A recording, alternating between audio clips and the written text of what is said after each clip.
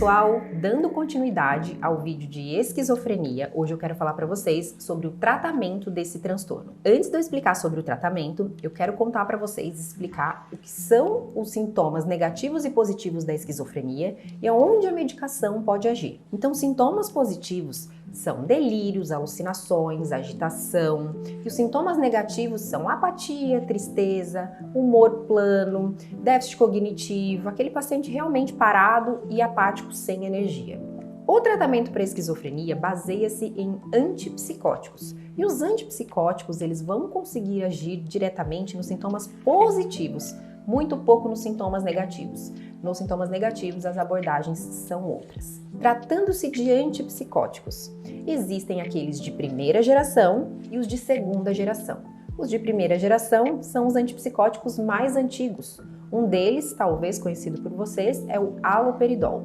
O risco dos antipsicóticos mais antigos é que eles têm alguns efeitos colaterais, que a gente chama de síndrome extrapiramidal, acaxia, rigidez muscular, que muitas vezes o paciente tem dificuldade para tolerar. Existe também os antipsicóticos de segunda geração, que são os mais novos, também conhecidos por vocês, quetiapina, olanzapina, aripiprazol, risperidona e muitos outros. São mais modernos, mas precisa ficar de olho sempre com o risco de ganho de peso com esses antipsicóticos. Existem também os antipsicóticos de depósito, que são os injetáveis. Para aquele paciente que não toma o remédio direitinho todos os dias, a gente faz o de depósito como uma garantia de que ele está sim sendo tratado. E aí, com o tempo e as semanas, nós vamos titulando a dose desses antipsicóticos, aumentando ou reduzindo conforme a necessidade. Em média, eles levam de 2 a 4 semanas para começar a funcionar. O tempo de tratamento da esquizofrenia é mais difícil da gente dizer porque é uma doença que não tem cura, ela tem controle.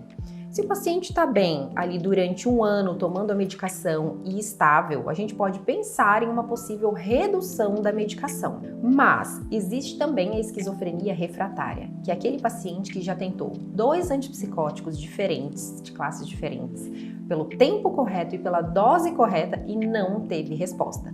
Aí nós consideramos uma esquizofrenia refratária e optamos pelo antipsicótico clozapina. Então a clozapina é um antipsicótico que a gente precisa iniciar de uma forma muito gradual e ele tem algumas ressalvas que às vezes tem alguns psiquiatras que evitam usar com um pouco de receio, mas eu gosto muito na minha prática clínica. Precisa se fazer, a partir do momento que começa a usar esse remédio, hemograma semanal durante 6 meses, depois hemograma quinzenal durante mais 6 meses e a partir daí hemograma mensal. A gente precisa fazer esse acompanhamento com o hemograma devido ao risco de agranulocitose, que é a redução de leucócitos, as nossas células de defesa, que pode acontecer com o uso dessa medicação. Mas na verdade, via de regra, é só para acompanhar mesmo o paciente. Outro tratamento também indicado para esquizofrenia resistente é a eletroconvulsoterapia. E não posso esquecer de pontuar também a psicoeducação familiar.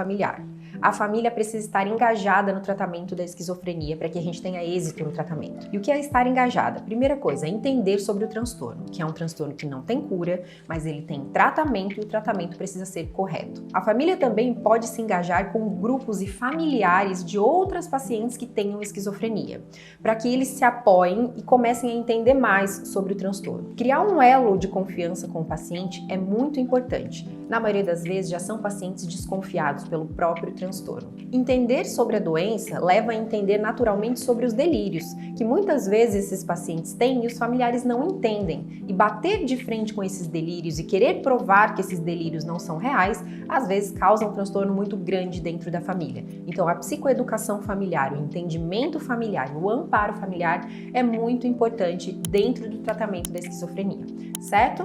Um grande beijo e até a próxima!